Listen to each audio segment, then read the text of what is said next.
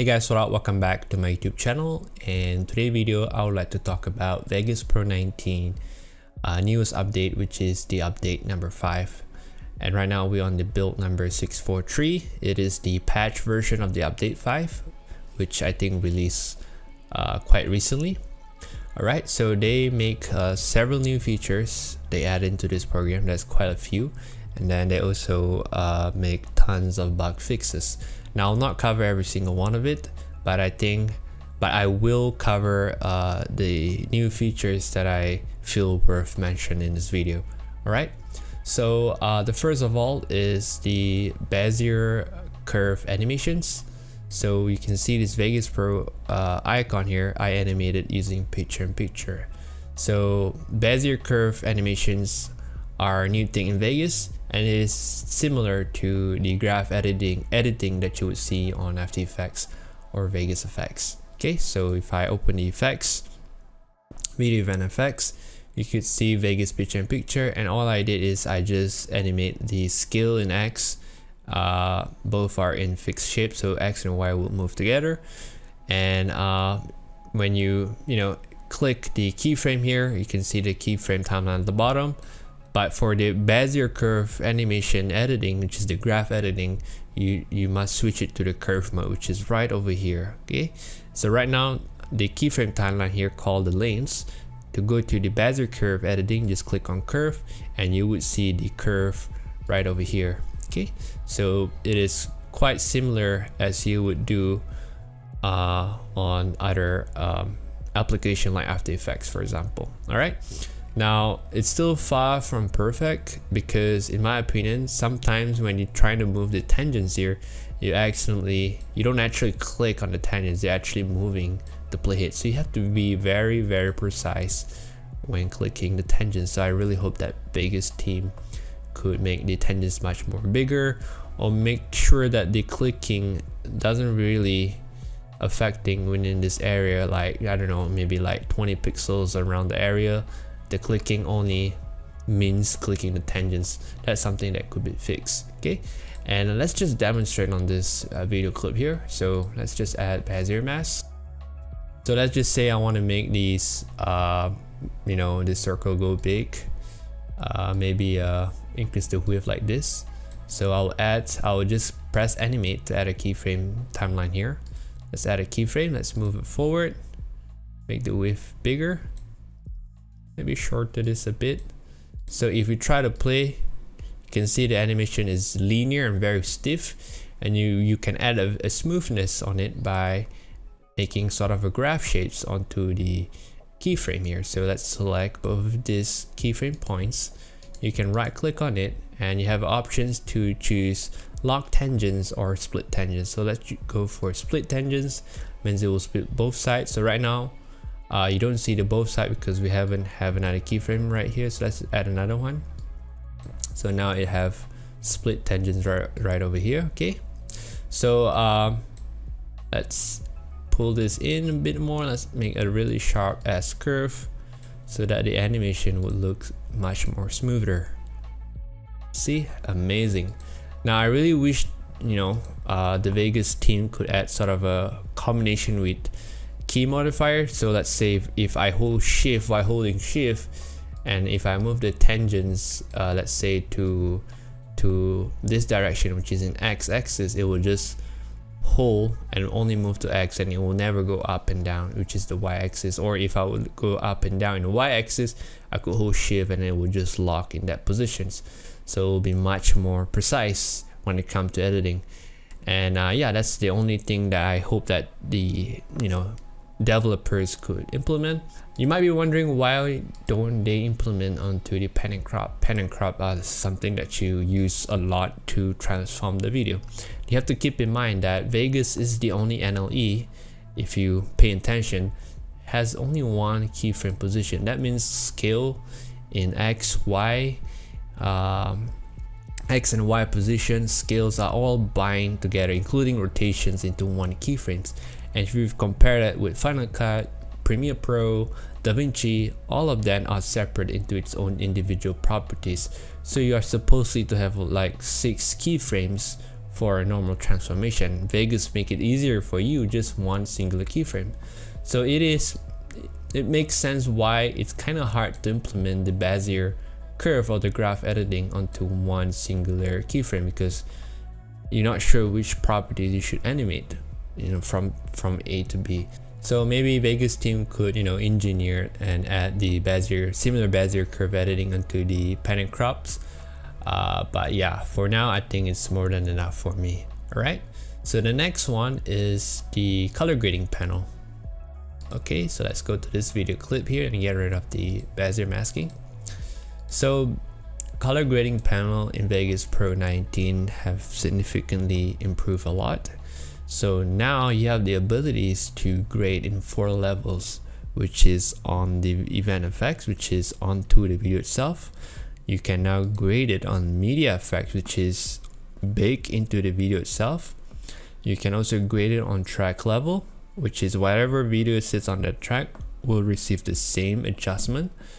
And finally on video bus effect, which is the entire projects, whatever sits in the timeline, everything will get affected. Now this is very similar to Davinci Resolve grouping functions in notes, where you can grade it on the video clip or in the group or in the timelines, and you have much more possibilities there, which is very similar.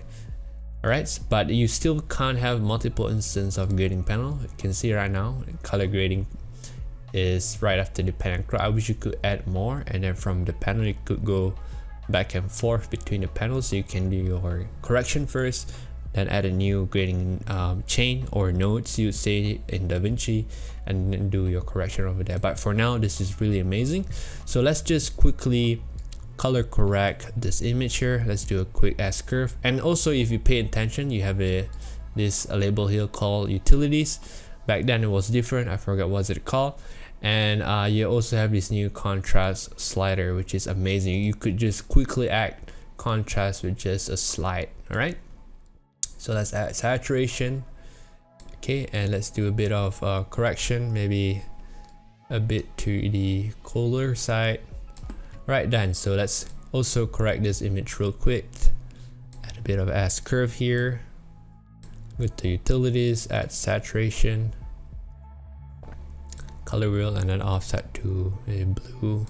Right, so let's say you're done correcting this image on event effects. Okay, and let's say you want to grade it. Now instead of grade it directly onto the video event effects here, you could grade through the track level, because these two clips will receive the same grading. So you could just simply swap it into track effects, or you could just click on the grading panel icon here on the track color grading, click on it, it will just update the panel.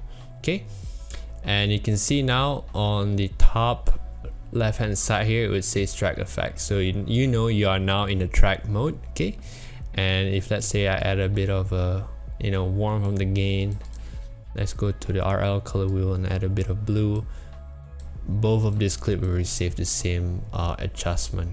And I can go a bit more extreme, and this clip will receive the same adjustment as well. Okay, this clip doesn't receive any adjustment because it sits on the track below it, but if I bring it on the top, automatically it will receive the same adjustment. Okay, and if I click on this track differently, it will automatically update the panel to the corresponding track. Okay, and I can go back to event effects and click on the video clip here and then start doing my adjustment. Okay, now for media effects level here, it's a bit hard.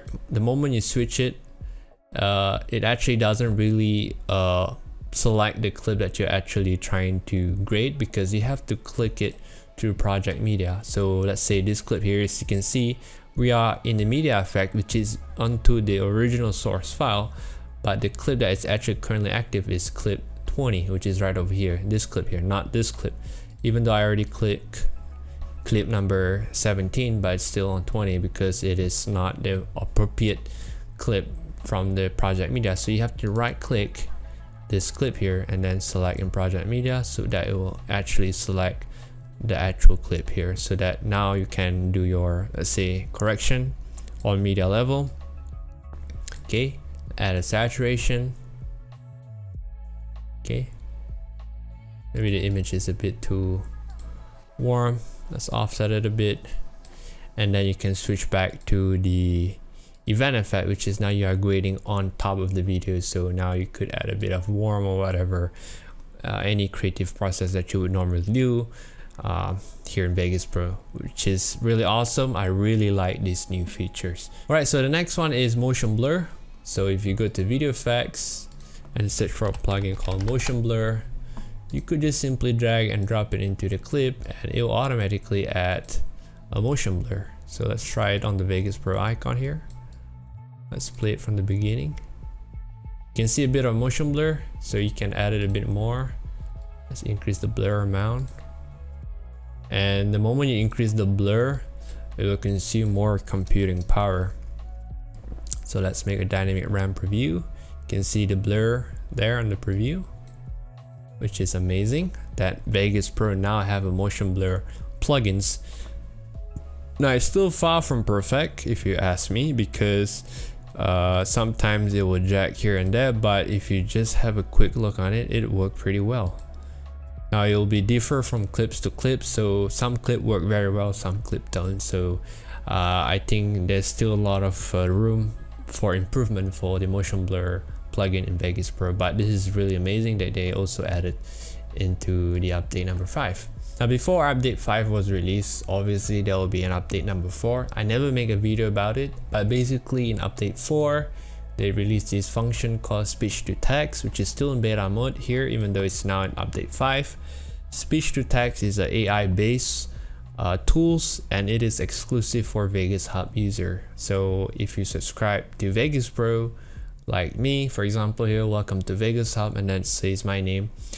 This is for those who subscribe. You get access to Vegas content, which allow you to download stock footages and also musics and some other cool features like the speech to text, for example. Okay, so let's enable that thing.